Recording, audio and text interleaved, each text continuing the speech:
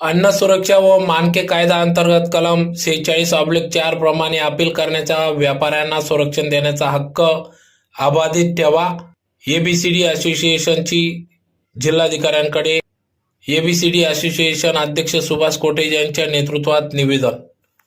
शासनाने आखून दिलेल्या कायद्याच्या चौकटीतच प्रत्येक व्यापारी व्यापार करीत आहे. शासनाने कायदे करताना व्यापाऱ्यांना देखील आपले म्हणणे मांडण्याचा व ते पुराव्यानिशी सिद्ध करण्याचा हक्क दिला असून असाच अन्न सुरक्षा मानके कायदा अंतर्गत कलम 46/4 चा व्यापाऱ्यांना संरक्षण देणारा हक्क अबाधित आहे.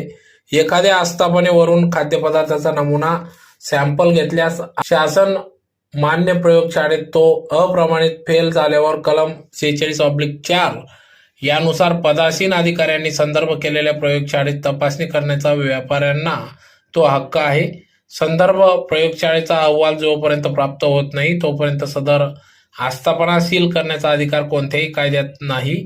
परंतु नंदुरबार जिल्ह्यातील अक्कलकुवा येथे एका खाद्यातील व्यावसायिकाचे अन्न नमुने संकलित करून अन्न विश्लेषकाकडे पाठविण्यात आले होते. प्राप्त अहवालात सदर नमुने अप्रमाणित असल्याचे नमूद करण्यात आले होते. यानंतर सदर व्यावसायिकांनी कायद्यातील कलम 46/4 नुसार फेर विश्लेषणासाठी अपील दाखल केले. त्यानुसार पदनिर्देशक अधिकारी यांच्या मार्फत सदर नमुने प्रयोगशाळेत पाठविण्यात आले. या प्रकरणाबाबत विधानमंडळात विचारण्यात आलेल्या तारांकित प्रश्नांचा उत्तर देताना आस्थापना सीलबंद करणे आवश्यक असताना तसे न केल्यामुळे नंदुरबार येथील सहाय्यक आयुक्त अन्न आणि सह आयुक्त अन्न नाशिक यांना निलंबित करण्यात आले आहे असे आश्वासन देण्यात आले असून त्यामुळे भविष्यात अशी घटना घडल्यास अधिकारी सदर आस्थापना सील करतील. हे न्यायसंगत नसून कायद्याच्या चौकटी बाहेर आहे.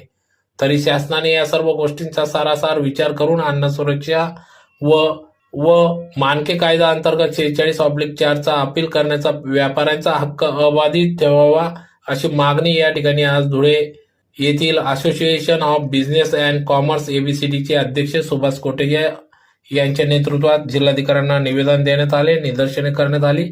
यावेळी अध्यक्ष सुभाष कोटेच्या उपाध्यक्ष गोकुळ बदान, सेक्रेटरी किशोर अग्रवाल, खजिनदार सुधाकर पासपुते आदी सर्व व्यापारी असोसिएशनचे पदाधिकारी या ठिकाणी उपस्थित होते.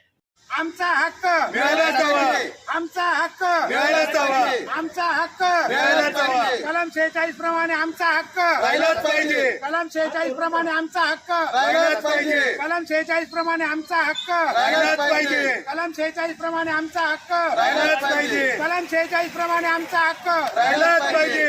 46 नुसार आमचा हक्क